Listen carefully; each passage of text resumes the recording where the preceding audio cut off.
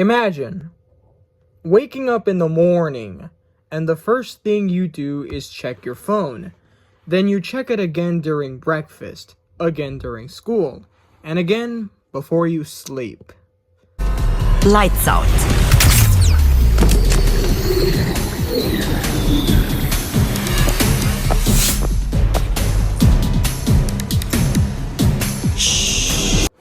For many people today, screens are a constant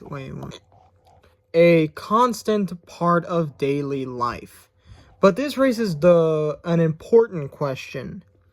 Are screens actually damaging our mental health, or are we blaming them for the problems that have already existed? Hello everyone, this is Kendrick viera-ramos, and welcome to the video. So, today I'm going to talk about a topic that people discuss a lot: screen addiction and mental health. Many people believe that phones and social media are the main reason mental health problems are increasing, but in my opinion, screen addiction is only one piece of a much bigger problem. Other factors that affect mental health. Let's discuss them. When people talk about mental health, they often focus only on technology because they want to use it as a scapegoat. But there are actually many other things that can affect mental health even more. One example is bullying. Bullying has existed long before smartphones or social media. People can be bullied at school, in their communities, or online because, of course, being bullied over time can seriously affect someone's confidence and emotional health. It can lead to anxiety, depression, or feeling like you don't belong in a place. And it can also escalate. No, in some instances, it can escalate to a shooting or a mass shooting.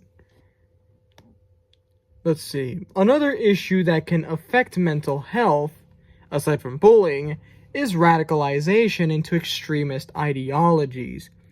But also the same thing, a hateful ideology. Because sometimes people who feel isolated or angry may start following groups that promote hate or violence. This can happen online, but it can also happen in real life.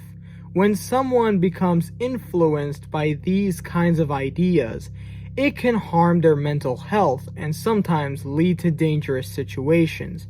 Another issue that affects mental health is isolation. Humans are naturally a social species. So when someone feels alone for long periods of time, it can make them feel disconnected from others. They might begin to feel like an outsider. Sometimes excessive screen use can actually increase isolation if people spend most of their time online instead of interacting with others in real life.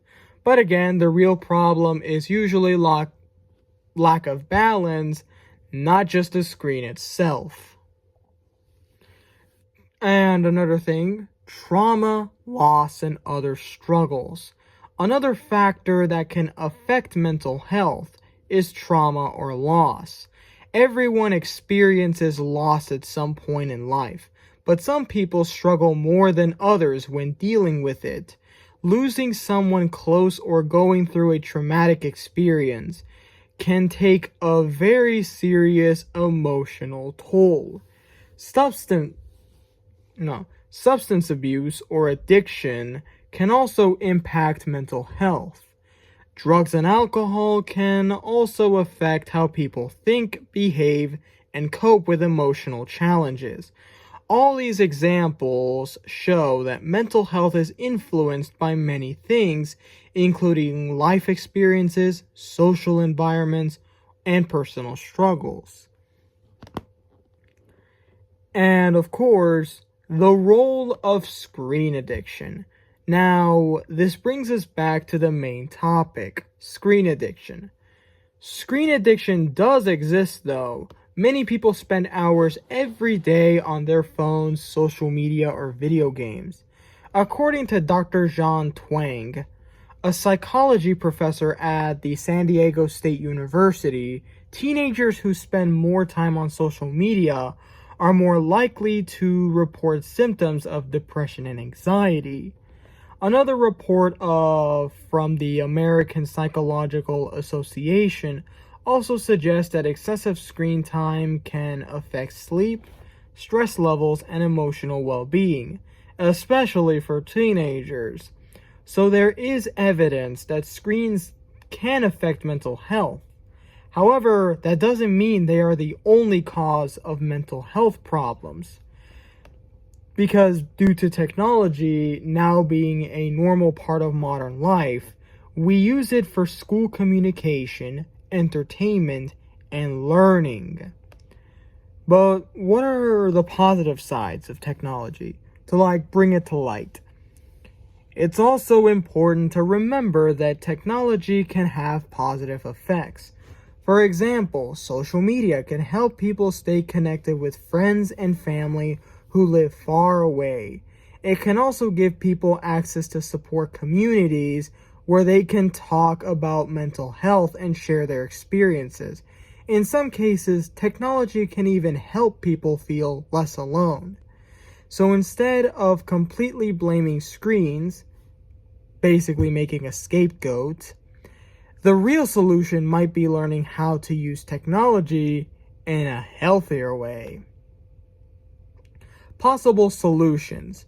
One way to do that is by creating more balance between online life and real life. For example, people could spend more time outside, exercise or participate in sports, talk with friends or family face to face, reduce screen time before going to sleep. And of course, these small chances can help people stay connected to the real world while still using technology. So here's something to think about. Are screens really the problem, or is the real problem how we use them and how balanced our lives are outside of technology? To summarize everything, screen addiction can affect mental health, but it is usually not the only cause. Mental health is influenced by many factors like bullying, isolation, trauma, addiction, radicalization, and social environments. Technology is just one piece of a much bigger puzzle. What really matters is finding a healthy balance between technology and real-life experiences. Thank you for the video. Once again, this is Kendrick viera-ramos, and today we discussed whether screen addiction is really damaging our mental health, or if it is just one part of a much larger issue. I hope this podcast gave you something to think about. Thanks for listening, and goodbye.